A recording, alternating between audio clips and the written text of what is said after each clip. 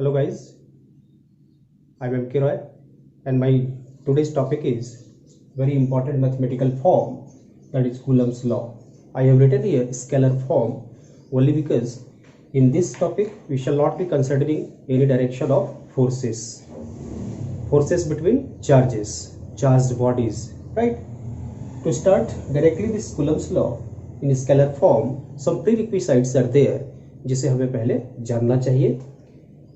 इनमें से दो चीजों को, charges conserved and charges are additive in nature, हमने पिछले लेसन में लिया है. You might have studied well.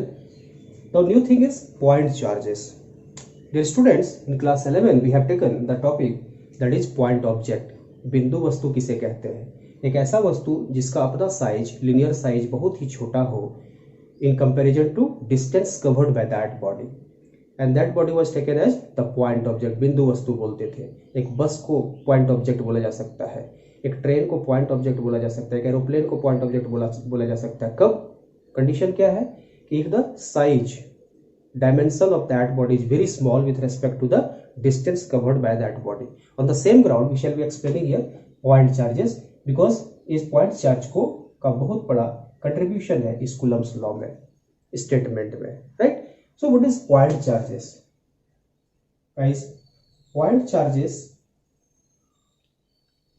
are those charges which own dimension, own linear separation, own linear size is very small with respect to the separation between these two charges.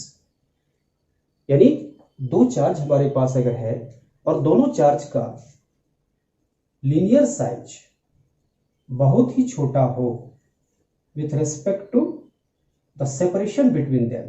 हमने इस separation को are से denote किया दोनों के बीच में. ये भी देखेंगे सेपरेशन लेना कहां से चाहिए. This is Q1 charge, this is Q2 charge. Now if this separation is very very greater than the linear size of the charges, दोनों चार्ज का जो साइज है, लीनियर साइज है, if it is spherical, then radii we can say, if radii of these two bodies are very small with respect to the separation between these two bodies, then these two bodies or these two charges are said to be the point charges. Now what is the need to take point charges? Guys, अगर ये point charge नहीं होगा, छोटा size का नहीं होगा, let us consider here example. Then anybody can measure the distance or separation between these two charges from here to here. Suppose R1, एक बंदा मेजर कर सकता है यहां से यहां का डिस्टेंस, उसका दूसरा होगा डिस्टेंस. एक बंदा इस छोर से इस छोर का डिस्टेंस मेजर कर सकता है, उसका तीसरा डिस्टेंस होगा. The question is from where separation has to be taken. कहां से लेना चाहिए so that it may be uniform separation. सभी के लिए मैं मेजर करूं या चार बंदे अलग अलग मेजर करते हैं, वो सेपरेशन कॉमन होना चाहिए. So it has been decided that the separation between two charges must be taken और two bodies must be taken from the centre. If separation is taken from the center to center, then common difference will be there, common distance will be there for everybody, right? For the fixed location of the two charges, the center to center distance will remain same. एक बात तो ये है. Now point charges लेने के पीछे कारण क्या निकला कि अगर center to center distance नहीं मेजर किया जाए तो distances will be different. So if size is very small with respect to the separation from here to here, then अगर आप यहां से मेजर करते हो यहां का डिस्टेंस, यहां से मेजर करते हो यहां का डिस्टेंस लाइक दिस यहीं तक, यहां से इस छोर से मेजर करते हो इस छोर का डिस्टेंस, इस छोर का, all will remain almost same because size is very small. यहां से यहां का डिस्टेंस बहुत छोटा है. लेकिन अगर ये एक्सटेंडेड बॉडी हो जाए तो हर पॉइंट से डिस्टेंस अलग अलग हो जाएगा. ठीक है ना? एक्सटेंडेड मींस बहुत बड़ा. So very important to consider here point charges इस कूलम्स लॉ को पढ़ने के लिए. ओके,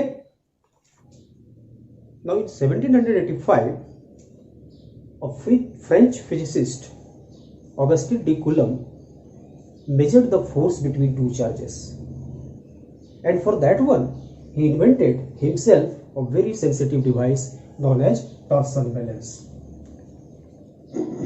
टॉर्सल बैलेंस, एक तराजू की तरह का एक डिवाइस को खोजा उन्होंने, बनाया उन्होंने, और उसके हेल्प से दो चार्जेस के बीच का इलेक्ट्रोस्टैटिक फोर्स को मेजर कर दिया उन्होंने effectively.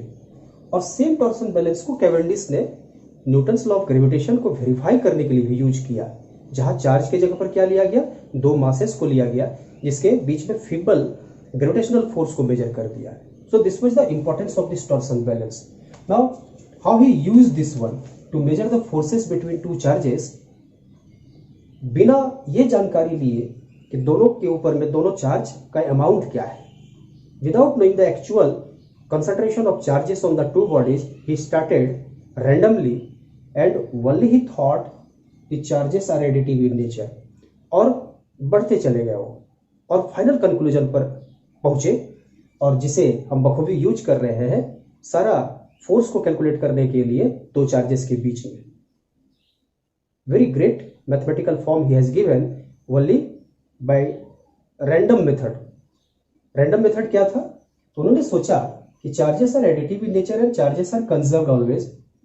So if you take two metallic charge bodies, suppose एक मेटालिक चार्ज बॉडी जिस पर चार्ज Q1 है और दूसरा अनचार्ज है, सपोज इसे Q लिया जाए, दूसरा अनचार्ज है, सेम साइज का है, सेम डायमेंशन का है, दोनों का डायमेंशन सेम है, ये अनचार्ज है।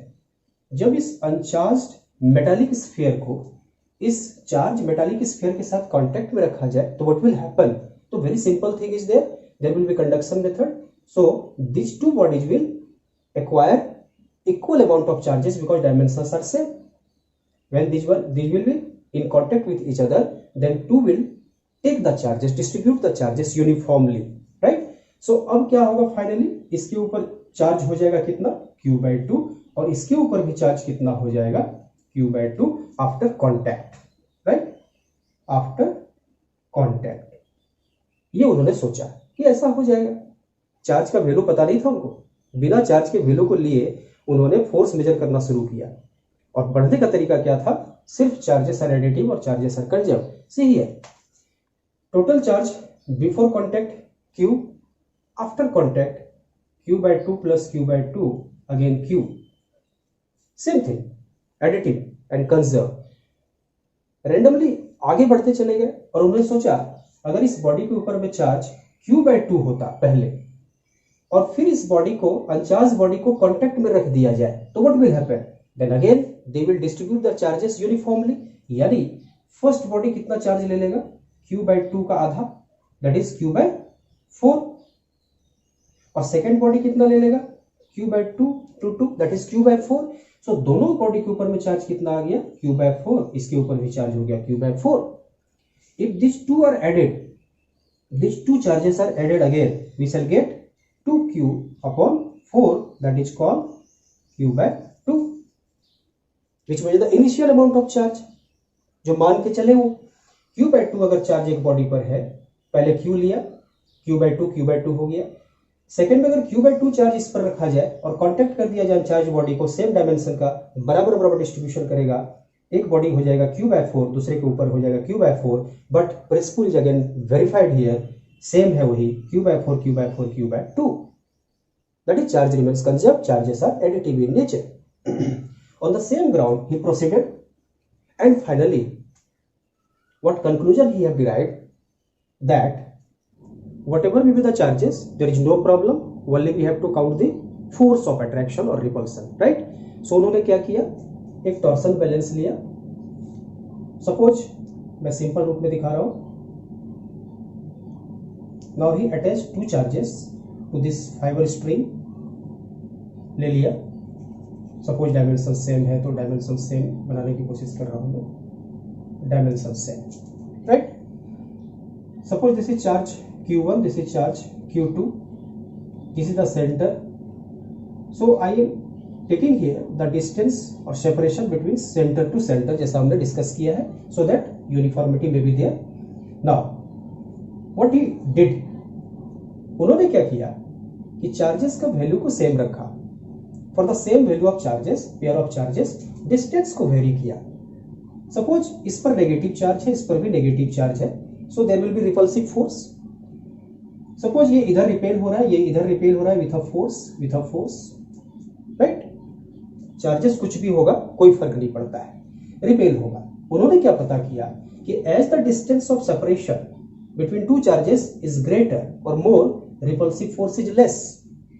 ऑब्वियसली जब नजदीक चार्ज को रखेंगे तो रिपल्सिव फोर्स ज्यादा होगा और दूर में रखेंगे तो कम होगा। So one conclusion he has derived that force between these two charges may be attractive or repulsive is inversely proportional to R. That is, R is more, separation is more, force is less. Force is less, R is more. But by rigorous experimental verification, it finally concluded that F is not only inversely proportional to R, but it is R square. Great influence of this, very large great influence of this R is there on the force. यानी R को just half कर दिया जाए, देखो यार R को अगर half कर दिया जाए, R by 2 कर दिया जाए, it becomes R square by 4 and this 4 will become in the numerator side. So अगर R को आधा कर दिया जाए तो फोर्स कितना हो जा रहा है, 4 टाइम्स बढ़ जा रहा है। और उल्टा कर दे, R को अगर डबल कर दे, R becomes 2R, then what will become 4 times, right? So force पर influence है किसका, distance का, separation का। So first conclusion was this one, like this, and suppose I am writing here equation number 1. Now second conclusion क्या किया उन्होंने, अब charges का मैग्नीट्यूड को चेंज किया, यहां कुछ लिया, यहां कुछ लिया, सपोज q/2 लिया, यहां q/4 लिया एंड सो ऑन, राइट? और डिस्टेंस को फिक्स रख दिया। देखा कि जैसे जैसे मैग्नीट्यूड ऑफ चार्ज दोनों पर बढ़ रहा है तो फोर्स भी बढ़ रहा है, रिपल्सिव फोर्स बढ़ रहा है। दोनों पर चार्जेस का मैग्नीट्यूड कम हो रहा है तो फोर्स भी कम हो रहा है। Then he has given the relation F is proportional to q1 q2, that is second equation, that is force of attraction or repulsion, that is called electrostatic force between two charges, is directly proportional to the product of the two charges, not the single charge, because product of charges has been taken और दो charge होगा तो attraction repulsion होगा दोनों के बीच में, single charge का इन्फ्लुएंस नहीं है यहाँ। ओके, एक दूसरे पर लगाना है, दो चार्ज लेना है, पेयर में चार्जेस को लेंगे। सो F is directly proportional to q1 into q2 and secondly F is inversely proportional to 1 by R square. By combining these two, what we get, F is proportional to, suppose I am writing first one this q1 q2 and whole R square, right? दोनों को combine कर दिया हमने। When we omit this one, this is sign of proportionality. जब इसे मैं हटाऊंगा तो बड़ा कॉमन है, एक कांस्टेंट लाऊंगा, suppose k, small k, this is q1 q2 by R square, isn't it? Now formula हमारे पास आ गया and this formula is called what I have written here, Coulomb's law or Coulomb's electrostatic law or electrostatic force law. It is given by Coulomb, that's why it is Coulomb's law. Okay, now very careful.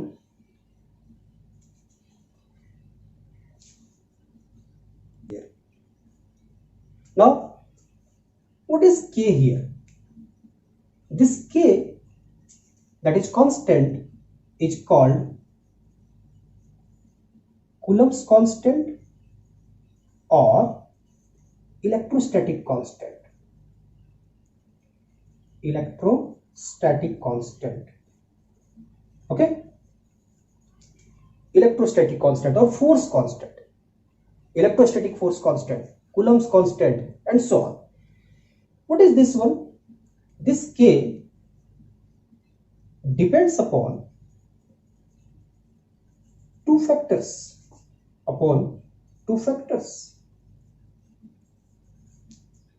ये k constant है but it depends upon two factors. Number one, first factor is choice of units of और unit of charges. आपने कौन सा unit लिया है, SI लिया है, सिस्टम को SI सिस्टम में लिया है और CGS सिस्टम में लिया है और किसी दूसरे सिस्टम में लिया है, उस पर ये डिपेंड करता है k का value. Also the second thing on which this k depends is choice of medium कौन सा medium? In which charges are kept, charges are kept, जिस मीडियम में चार्ज को रखा गया है। ऐसा क्यों होगा, इसको थोड़ा सा समझते हैं बच्चों। यहां सेशन लंबा हो सकता है हमारा, because we have to take into consideration everything, every aspect of this Coulomb's law. तो थोड़ा सा पेशेंस बना के रखेंगे। Now see here, choice of medium in which charges are kept. क्यों ये जरूरी है? बिकॉज चार्जेस जिस मीडियम में होंगे, रखे हुए होंगे, वो मीडियम उनके इलेक्ट्रिकल इन्फ्लुएंस को प्रभावित करेगा। सपोज एयर में रखा हुआ और वैक्यूम में रखा हुआ है दो चार्ज एक डिस्टेंस पर, तो एयर कंप्लीट परमिशन देता है एक इलेक्ट्रिक इंटरेक्शन को, मींस एक चार्ज के इलेक्ट्रिकल इन्फ्लुएंस को दूसरे पर जाने के लिए परमिट करता है, परमिशन देता है। सपोज यहां पर दो चार्ज हमने लिया और दो चार्ज के बीच में एक मेटल प्लेट लगा दिया हमने, मेटल का सीट लगा दिया हमने, there will be no permission granted, यानी इसके इलेक्ट्रिकल इन्फ्लुएंस को इसके साथ इंटरेक्ट नहीं करने देगा, इसके इन्फ्लुएंस को इसके साथ कंबाइन नहीं होने देगा, एसोसिएट नहीं होने देगा। That's why we have to be very watchful in which medium charges are kept, right? So I have written this K also depends upon choice of medium in which charges are kept. ठीक? Now I am taking here SI system of unit and I have also chosen the medium that is air or vacuum. Now let us see what happens. About this K I am discussing. K is taken as 9 into 10 to the power 9 newton metre square पर coulomb square. Unit को भी हम लोग देखेंगे, वो अपने आप समझ में आ जाएगा ये कहां से आया यूनिट। अभी के के बारे में लिखना चाह रहा हूं। This K that is constant of proportionality in case of electrostatic forces. K is 9 into 10 to the power 9 newton metre square पर coulomb square, but it is expressed as 1/4 pi epsilon naught. This epsilon naught, this sign I am writing here, this is called EPSILON, epsilon naught. Greek letter is there and choice of medium के आधार पर से इसके symbol को हम लोग change करेंगे। Epsilon तो होगा, नॉट होगा, या आर लगा हुआ रहेगा, या सिर्फ एप्सिलन होगा, that will depend upon choice of medium. Okay, I am writing here air or vacuum, epsilon naught लेंगे, epsilon naught, and this is called absolute permittivity. अभी हमने बताया परमिशन, परमिटिविटी ऑफ एयर और vacuum. Okay, this is called absolute permittivity of air और vacuum and whose value is 8.85 into 10 to the power minus 12, just opposite of this one, coulomb square पर newton पर metre square. ये क्यों होगा अभी discuss करेंगे हम लोग। अभी हम लोग ले रहे हैं कि चलो टेक इट ग्रांटेड दैट 8.85 10 पर माइनस कूलम स्क्वायर पर न्यूटन पर metre square just opposite of this one. Now if we know this one, so what will be here, this 1/4 pi epsilon naught. अगर इस एप्सिलॉन नॉट का value को यहां put किया जाए, 4 पाई के साथ मल्टीप्लाई किया जाए, उन सारे से 1 को डिवाइड किया जाए, then we shall get 9 into 10 to the power 9 newton metre square पर कूलम स्क्वायर। इसको चेकआउट भी करना है, आपने कैलकुलेशन में सीखना भी है इसे, ठीक है। तो मैं डायरेक्ट लिख रहा हूं 1/4 pi epsilon naught, this is K and this is 9 into 10 to the power 9 newton metre square पर coulomb square. Okay, now if it is put here, if it is put over here, then what we get finally, electrostatic force of repulsion in this case equals 1/4 pi epsilon naught q1 q2 by r square, right? कौन सा medium के लिए? Air और vacuum के लिए। और system क्या लिया हमने? एसआई सिस्टम लिया है, when charges are expressed in coulomb. और यहीं से 1 कूलम का डेफिनेशन भी तैयार हो सकता है फोर्स के रेस्पेक्ट में। If you put here q1 equals q2 equals 1 coulomb and suppose distance यानी separation is taken as 1 metre, कहां में? एयर और वैक्यूम में लिया गया, then what we get, F equals 9 into 10 to the power 9 newton, because only this will remaining, ये 1 1 1 finish. So F is this one, how can you now define this 1 coulomb? आराम से कह सकते हैं हम कि 1 कूलम वह चार्ज है जो किसी एयर मीडियम में और वैक्यूम मीडियम में अगर दूसरे 1 कूलम चार्ज से 1 मीटर के डिस्टेंस पर रखा हो तो वो दूसरे चार्ज पर 9 × 10⁹ न्यूटन का फोर्स लगाएगा, राइट? यानी 1 coulomb is that charge which can repel the same magnitude of charge placed over a distance of 1 meter in air or vacuum by a force of 9 × 10⁹ Newton. Okay, so this is very important. I have taken SI system and coulomb लिया है हमने, right? अब देखो यहां मैं change करता हूं medium को. If medium is not, system is SI, but suppose medium is not air, for another medium, we shall write here epsilon in place of this epsilon naught. epsilon को कहते क्या है? इसे कहते हैं permittivity, not absolute, permittivity of a medium, जो medium air और vacuum से अलग है, राइट? नाउ अगर मैं इसे यहां पुट कर देता हूं तो ये बनता है F in medium, this is F air, this is F medium equals 1/4 pi epsilon, not epsilon naught, times Q1 Q2 by R square. This is suppose equation number 1, this is equation number 2. Now divide these two equations, you shall get amazing relation. Okay, so see here, I have divided F air to Fm. I have find out the ratio F air to Fm, and this is 1/4 pi epsilon naught Q1 Q2 by R square divided by F medium 1/4 pi epsilon Q1 Q2 by R square. When you shall divide, you shall get F air by Fm, nothing but epsilon by epsilon naught, and this ratio is called K, that is called dielectric constant of the medium. जिस medium को मैं ले रहा हूं, air लूंगा तो air के लिए, वाटर लूंगा तो वाटर के लिए, मेटल लूंगा मेटल के लिए, पेपर लूंगा पेपर के लिए, and so on. So K, and this is also called epsilon R, very important factor, and this epsilon R is called relative permittivity. क्या कहते हैं इसे? Relative permittivity. रिलेटिव क्यों? क्योंकि तुलना किया जा रहा है, किसी दूसरे मीडियम का एयर के साथ तुलना किया जा रहा है. सो रेशियो को क्या कहते हैं? Relative permittivity. And this is also called dielectric constant. Capital के लिखा है हमने, स्मॉल के कांस्टेंट था उधर, इसको कैपिटल के कर देना है. So epsilon by epsilon naught is K, and this is also called epsilon R. What beautiful relation is with us. F air to Fm इसके बराबर. इन चार में से कोई अगर 3 मालूम, एक निकल जाएगा. अगर ये नहीं दिया हुआ है, यहां कोई रिलेशन को देख लो. अगर K दिया हुआ डाइलेक्ट्रिक कांस्टेंट किसी मीडियम का, एप्सिलॉन नॉट आपको पता ही 8.85 10 - 12, you can find out this epsilon. Medium का परमिटिविटी पता कर सकते हो. सपोज ये K नहीं एप्सिलॉन R है, then again you can join this 3. कोई भी 2 होगा, एक निकाल देंगे. Very important relation also for the numerical problem and conceptual problem too. Now let's see here very general equation. अभी तक जो हमने लिखा उसको देखो. इन सारी चीजों को अगर यहां पुट किया जाए तो एक जनरल रिलेशन निकलता है. किसी भी मीडियम के लिए आप क्वेश्चन बना सकते हो, right? See, I will tell a very general relation. हमारे पास क्या था?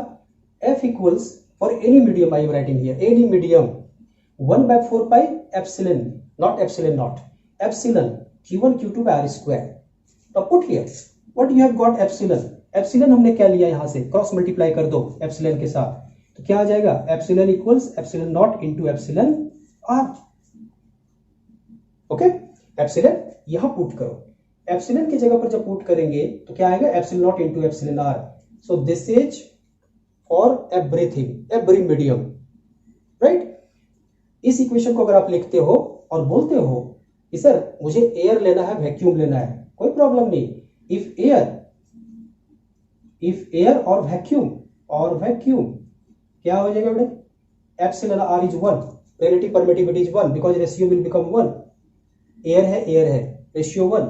एप्सिलॉन R जैसे 1 हो गया, हमारे पास रिलेशन फिर वो आ गया कि नहीं आ गया? F air equals 1/4 pi epsilon naught रह गया कि नहीं रह गया, Q1 Q2 by R square.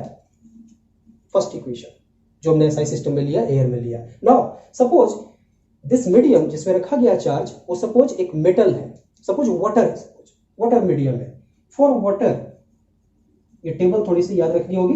For water this के और एप्सिलॉन आर इक्वल्स 80 होता है उसका वैल्यू, डायरेक्ट्रिक कांस्टेंट का और रिलेटिव परमिटिविटी का 80 वाटर के लिए। Suppose if epsilon R is 80 put here, F water यानी वाटर में जो फोर्स लगेगा, देखते हैं इन दोनों पर क्या रिलेशन निकलता है इन दोनों के बीच में। F water equals 1/4 pi epsilon naught, यहां कर दो 80 in place of epsilon R and this will remain same. अब देखो इसकी खूबसूरती को, F water 1/4 pi epsilon naught, it is same here. ठीक, अंतर क्या हुआ, सब कुछ सेम है, 80 का अंतर हुआ, यानी I can write here F water यानी फोर्स जो लगेगा दोनों चार्ज के बीच में, वाटर में सेम सेपरेशन पर वो कितना हो जाएगा बेटा, 1/80 times F air. It means that water ने क्या किया, वाटर मीडियम ने परमिशन कम कर दिया, इंटरेक्शन का परमिशन कम कर दिया, परमिटिविटी नाम दिया हमने F water 1/80 times force in air. Suppose किया जाए एयर में दो चार्ज एक डिस्टेंस पर रखा हुआ है और फोर्स लग रहा है 2 न्यूटन का, कितना, 2 न्यूटन का। अगर उन्हीं दोनों चार्जेस को उतने ही सेपरेशन पर वाटर में डाल दिया जाए तो कितना फोर्स हो जाएगा, this is conceptual question, nothing but 2/80 newton. Now take very important case for metal. For metal this K for metal equals infinity, ठीक है ना, इंफिनिटी होता है। अब चेक करो फोर्स क्या लगेगा, देयरफॉर फोर्स इन मेटल उन्हीं दोनों चार्जेस के बीच में सेम सेपरेशन पर जो एयर में रखा हुआ था जिसमें 2 न्यूटन था, check, this is nothing but 2 divided by infinity. 2/80 water के लिए, ग्लास के लिए लेंगे तो 2/4 क्योंकि 3 to 4 उसका वेरी करता है।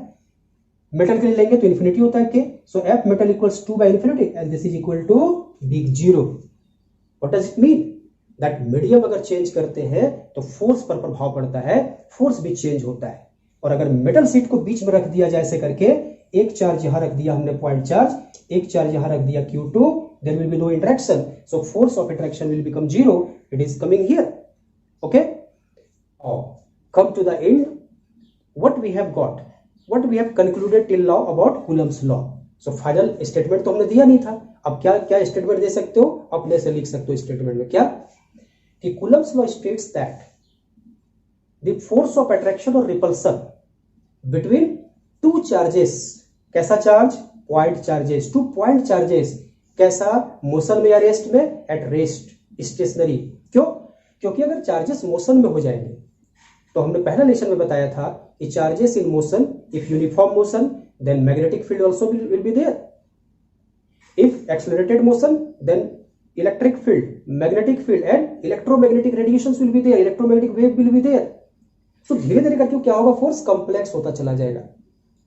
सो क्या किया कूलम ने, सबसे पहले फिक्स किया point charge so that distance में भी यूनिफॉर्म, एंड सेकंड क्या किया, स्टेशनरी रखा, क्योंकि इलेक्ट्रोस्टैट में हम लोग बात कर रहे हैं, इलेक्ट्रोस्टैट में, सो दैट फोर्स का एडिशन ना हो, क्योंकि मैग्नेटिक फोर्स भी आएगा, इलेक्ट्रिकल फोर्स भी आएगा, दोनों फोर्स को ऐड करेंगे, अगर एडिशन हो गया और फोर्स कॉम्प्लेक्स होता चला जाएगा। सो सिंपल में उन्होंने बोला, और याद रखना है पॉइंट चार्ज क्यों लिया गया और रेस्ट पर क्यों लिया गया, because if it is motion then we have to write here F electrostatic plus F magnetic. और मैं इस बारे में चर्चा ही नहीं कर रहा हूं, मैं कर रहा हूं इलेक्ट्रोस्टैटिक फोर्स की चर्चा, इसलिए what is the necessary condition, charges must be at rest. So conclusion तैयार हो गया final, it states that the electrostatic force of attraction और repulsion between two point charges kept in space, that is air or vacuum, at rest is directly proportional to the product of charges, हमने लिखा था product of charges, product of magnitude of charges, and inversely proportional to the square of distance between them. Okay, so this was all about this Coulomb's law. I hope that you have understood very well. थोड़ा exhaustive होते हुए भी अगर आप ध्यान से उसको पढ़ते हो, पॉज देकर भी पढ़ते हो, it will give you complete insight of this Coulomb's law. So now we shall take the another session for vector form of Coulomb's law, this was scalar form, कभी भी हमने डायरेक्शन नहीं दिया कि फोर्स किधर लगेगा नहीं लगेगा। Okay, so thank you for watching.